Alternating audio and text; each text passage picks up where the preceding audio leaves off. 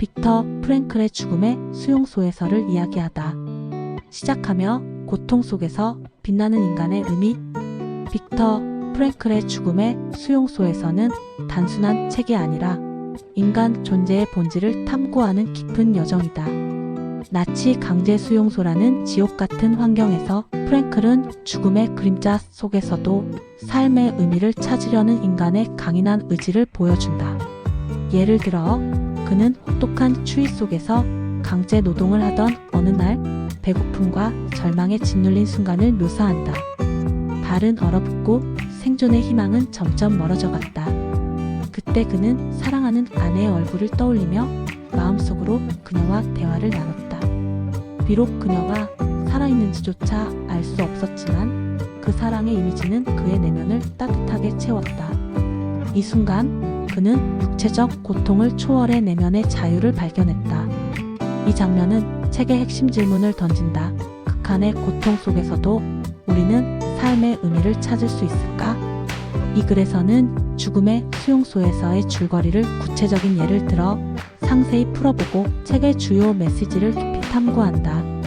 또한 이 책이 현대를 살아가는 우리에게 주는 시사점과 다른 독자들의 반응을 나누며 여러분의 생각도 함께 들어보려 한다. 이 여정을 통해 프랭클의 이야기가 우리 삶에 어떤 울림을 줄지 함께 찾아보자. 책의 줄거리 수용소 속 인간의 내면 여정. 죽음의 수용소에서는 빅터 프랭클의 나치 강제 수용소 경험을 바탕으로 한 자전적 기록이자 그가 창시한 로고테라피 및 치료의 철학을 담은 책이다. 책은 두 부분으로 구성된다. 첫 번째는 수용소에서의 생생한 경험담이고 두 번째는 로고테라피의 이론적 설명이다. 이 두 부분은 서로 연결되어 프랭클의 철학이 단순한 이론이 아니라 실제 고통 속에서 태어난 것임을 보여준다. 첫 부분 수용소의 생존과 인간의 심리. 1942년 프랭클은 나치에 의해 체포되어 아우슈비츠를 비롯한 여러 강제 수용소로 끌려간다. 그는 의사이자 심리학자로서 수용소라는 극단적인 환경에서 인간의 심리와 행동을 관찰하며 생존의 본질을 탐구한다. 수용소에 도착한 첫 순간 그는 모든 것을 빼앗긴다. 옷, 소지품, 심지어 이름까지 그는 단지 번호로 불렸다. 그는 우리는 알몸으로 태어났고 알몸으로 돌아갈 것이다 라는 생각을 하며 인간의 존엄이 짓밟히는 현실을 마주한다. 이 과정에서 그는 수용소의 세 단계 심리를 분석한다. 1. 충격의 단계. 수용소에 도착한 죄수들은 처음에는 믿을 수 없는 공포와 혼란에 빠진다.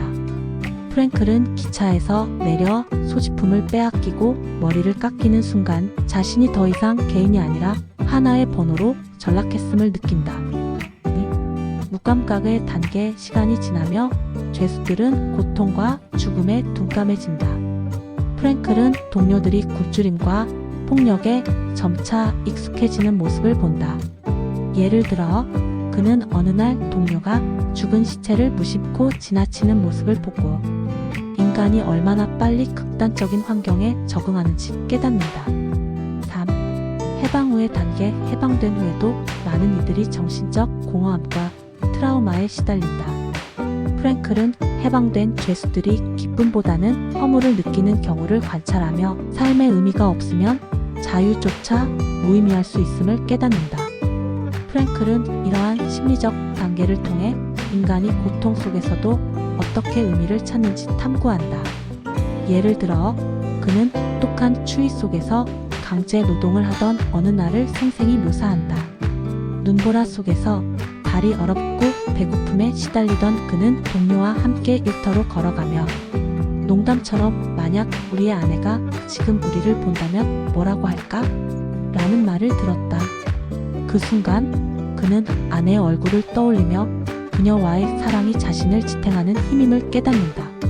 이 사랑은 비록 현실이 아니라 내면의 이미지였지만 그의 생존 의지를 북돋웠다. 또 다른 예로 그는 수용소에서 만난 두 죄수의 대비되는 태도를 이야기한다.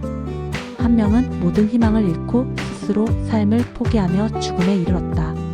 그는 더 이상 살아갈 이유를 찾지 못했고 결국 신체적, 정신적으로 무너졌다. 반면 다른 한 명은 가족과의 재회나 이루고 싶은 꿈 같은 작은 희망을 붙잡고 끝까지 버텼다. 프랭클은 이 차이가 삶의 의미를 찾는 태도에서 비롯된다고 보았다. 그는 삶의 의미가 있는 한 인간은 어떤 고통도 견딜 수 있다고 결론 내린다. 두 번째 부분, 로고테라피의 철학. 책의 두 번째 부분에서는 프랭클이 창시한 로고테라피를 상세히 설명한다. 로고테라피는 그리스어 로고스 의미에서 따온 이름으로 인간이 삶의 의미를 찾는 것을 치료의 핵심으로 본다. 프랭클은 인간의 가장 강력한 동기가 쾌락 프로이트이나 권력 아들러이 아니라 의미를 추구하려는 의지라고 주장한다. 그는 수용소에서 만난 한 젊은 여성의 이야기를 예로 든다. 그녀는 죽음을 앞두고 있었지만 창문 너머 나무 한 그루를 바라보며 너는 나에게 말을 걸어줬어. 나는 행복해라고 말했다. 이 여성은 죽음 직전에도 자연과의 교감에서 삶의 의미를 찾았다. 프랭클은 이처럼 의미는 어디서나 심지어 고통 속에서도 발견될 수 있다고 강조한다. 로고테라피는 삶의 의미를 찾는 세 가지 경로를 제시한다. 1. 창조적 활동 예술 1. 혹은 타인을 돕는 행위를 통해 의미를 창조한다. 프랭클은 수용소에서 동료들에게 희망을 주기 위해 즉흥적인 강연을 한 경험을 예로 든다. 2. 경험적 가치사랑, 자연, 예술 같은 경험에서 의미를 발견한다. 그는 아내를 떠올리며 느낀 사랑의 힘이 자신을 지탱했다고 말한다. 3. 고통에 대한 태도, 피할 수 없는 고통 앞에서 이를 받아들이고 의미를 부여하는 자세다. 프랭클은 수용소에서 고통을 피하려 하지 않고 이를 통해 내면의 성장을 추구한 자신의 경험을 공유한다. 이 세 가지 경로는 수용소라는 극한의 환경에서 그가 직접 체험한 것들에서 비롯되었다. 그는 인간은 고통 속에서도 의미를 찾을 수 있으며 그 의미가 우리를 자유롭게 한다고 말한다. 핵심 메시지, 고통 속에서도 삶은 의미를 가진다.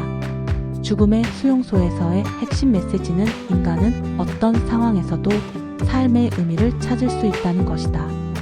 프랭클은 인간에게서 모든 것을 빼앗을 수 있지만 마지막 남은 자유, 어떤 상황에서도 자신의 태도를 선택할 자유는 빼앗을 수 없다고 단언한다. 그는 수용소에서 이 자유를 직접 체험했다. 예를 들어 그는 동료 죄수들에게 희망을 주기 위해 작은 강연을 하곤 했다. 그는 우리가 여기서 살아남아야 할 이유가 있다며 각자가 꿈꾸는 미래가족과의 재회, 이루고 싶은 목표를 상기시켰다. 이 행위는 그와 동료들에게 삶의 목적을 되새기는 계기가 되었다. 프랭클은 의미가 반드시 거창할 필요는 없다고 강조한다. 누군가를 사랑하거나 작은 친절을 베풀거나 심지어 고통을 용감히 마주하는 것 자체가 의미가 될 수 있다.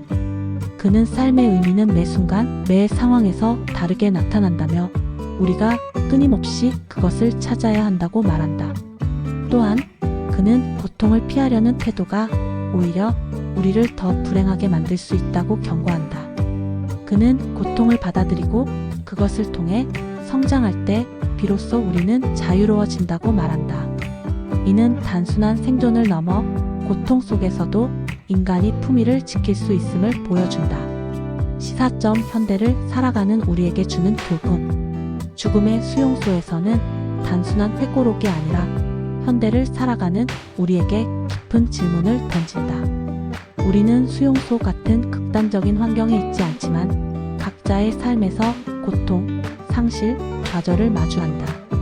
프랭클의 메시지는 이런 순간에도 우리가 의미를 찾을 수 있다는 희망을 준다.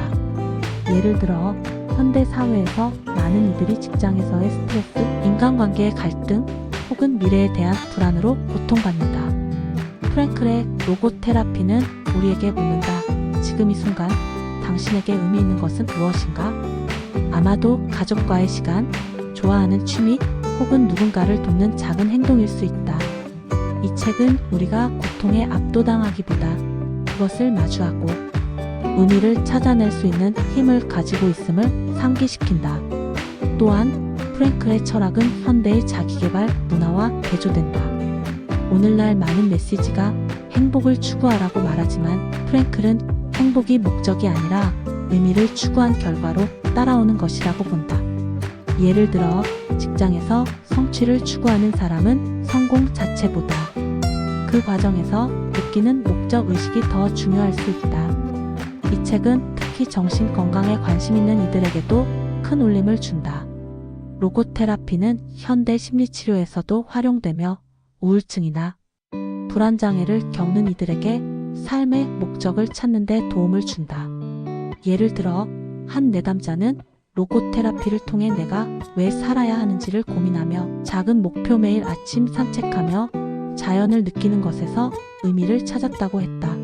프랭클의 메시지는 또한 사회적 맥락에서도 중요하다. 그는 수용소에서 인간의 존엄을 지키기 위해 작은 행동 동료에게 빵 한 조각을 나누거나 서로를 격려하는 말이 얼마나 큰 의미를 가지는지 보았다. 이는 우리가 일상에서 타인에게 베푸는 작은 친절이 세상을 바꿀 수 있음을 시사한다. 다른 독자들의 반응 죽음의 수용소에서가 남긴 흔적. 죽음의 수용소에서는 전 세계적으로 수백만 부가 판매되며 다양한 독자들에게 깊은 영향을 미쳤다. 독자들의 반응은 각자의 삶과 경험에 따라 다르지만 공통적으로 삶의 의미와 내면의 힘에 대한 깨달음을 언급한다. 한 독자는 이 책을 읽고 내가 겪는 고통이 결코 무의미하지 않다는 것을 알게 됐다고 말했다. 그는 직장에서의 해고와 경제적 어려움 속에서 프랭클의 이야기를 통해 다시 일어설 용기를 얻었다. 그는 특히 프랭클이 고통을 받아들이는 태도를 강조한 부분에 공감하며 자신의 상황을 새로운 관점에서 보게 되었다고 했다. 또 다른 독자는 프랭클의 사랑에 대한 묘사에 깊이 감동받았다. 특히 아내를 떠올리며 수용소에서 힘을 얻었던 장면은 많은 이들에게 강렬한 인상을 남겼다. 한 독자는 사랑이 이렇게 강력한 힘을 가질 수 있다는 게 놀라웠다. 내 파트너와의 관계를 다시 생각하게 됐다고 썼다. 그는 프랭클의 이야기를 읽으며 사랑하는 사람과의 연결이 삶의 가장 큰 의미 중 하나임을 깨달았다고 했다. 심리학자나 치료사들 사이에서도 이 책은 큰 반향을 일으켰다. 로고테라피는 전통적인 정신분석과 달리 인간의 미래지향적이고 목적 중심적인 본성을 강조한다. 한 심리치료사는 프랭클의 접근법은 내담자들이 자신의 문제를 새로운 관점에서 보게 해준다며 특히 삶의 방향을 잃은 이들에게 효과적이라고 평가했다. 그는 로고테라피를 통해 내담자들이 작은 목표를 설정하고 이를 통해 삶의 의미를 찾는 과정을 도왔다고 말했다. 일부 독자들은 수용소의 끔찍한 현실을 묘사한 부분이 너무 무겁게 느껴졌다고 말했다. 한 독자는 수용소의 참혹한 장면을 읽으며 눈물을 흘렸다고 털어놓았다. 하지만 그는 프랭클이 그런 환경에서도 희망을 찾은 모습에 감탄하며 결국 책의 메시지에 깊이 공감했다고 했다. 또 다른 독자들은 이 책이 단순히 고통에 대한 이야기가 아니라 인간의 회복력에 대한 증거라고 보았다. 한 독자는 프랭클은 우리에게 인간이 얼마나 강한 존재인지 보여준다. 그의 이야기는 절망 속에서도 희망을 찾을 수 있다는 증거다라고 썼다. 마무리하며 당신의 생각은 어떠신가요? 죽음의 수용소에서는 단순한 책이 아니라 우리 모두에게 삶의 의미를 묻는 거울이다. 프랭클은 우리에게 말한다. 어떤 상황에서도 당신은 의미를 찾을 수 있다. 그 의미는 당신을 자유롭게 할 것이다. 이 책은 고통 속에서도 인간이 품위를 지킬 수 있음을 그리고 그 품위가 곧 삶의 의미를 찾는 과정임을 보여준다. 프랭클의 이야기는 수용소를 넘어 오늘날 우리의 삶에도 깊은 울림을 준다.